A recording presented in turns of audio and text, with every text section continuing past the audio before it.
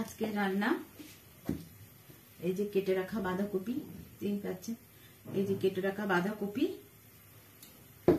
আর এই যে এখানে এটা জিরা ধনা লঙ্কা বাটা, আর এটা পেঁয়াজ বাটা,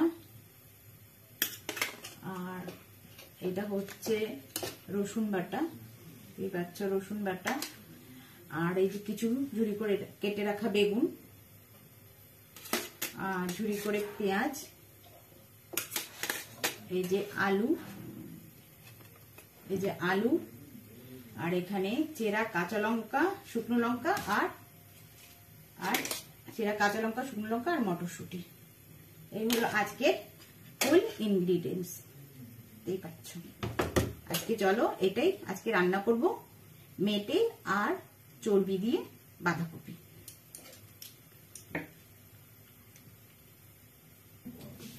সবার আগে আমি কড়াইয়ে তেল দিয়ে দিচ্ছি।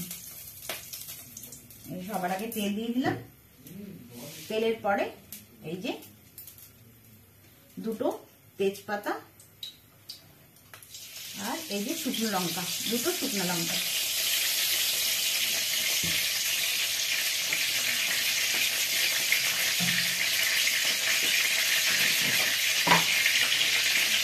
আর তার মধ্যে একটুখানি এই যে জিরা ফোড়ন দিচ্ছি।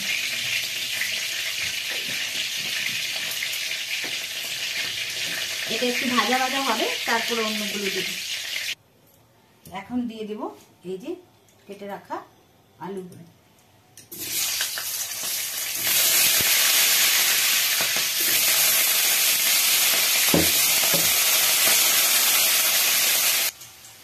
তারপরে এই দেখতে পাচ্ছ এই যে হলুদ দিচ্ছি, হলুদ দিয়ে দিলাম। এই যে লবণ, অল্প পরিমাণ লবণ দিলাম, পরে দেব। এখন দিয়ে দেব এই যে পেঁয়াজ কুচিগুলো, পেঁয়াজ কুচি, আর এই যে চেরা কাঁচা লঙ্কা কুচি।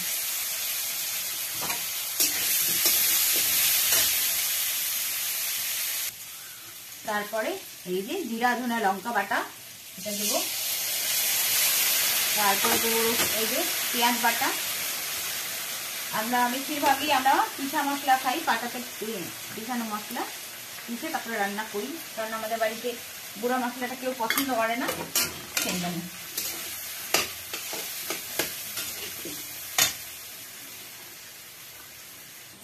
তখন অল্প একটু হলুদ দিয়েছিলাম, তাই এখন ফুল 1 চামচ হলুদ দেব।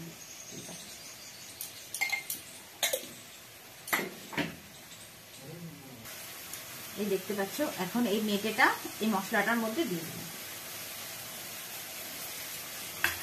মশলাটার মধ্যে দিয়ে দিলাম, আর এখন একটু তেলও দেব এটার মধ্যে। তারপরে এটাকে ভালো করে কষিয়ে তারপরে বাঁধাকপিটা দেব। এই যে বাঁধাকপিগুলো এখন দিয়ে দেব।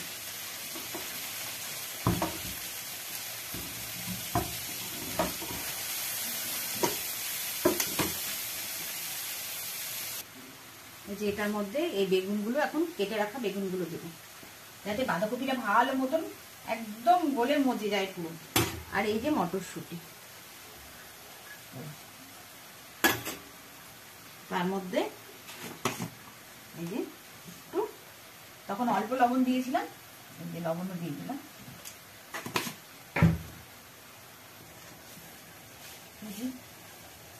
একটু মিষ্টি দিলাম। এই যে চর্বিগুলো এখন এর মধ্যে দিয়ে দেব।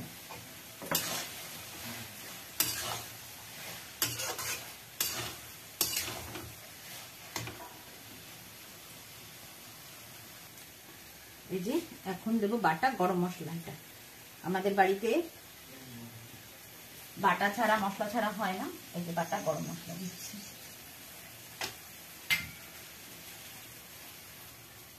এই যে তৈরি হয়ে গেল মায়ের চর্বি আর মেটে দিয়ে বাঁধাকপি। খুবই টেস্টি এটা খেতে।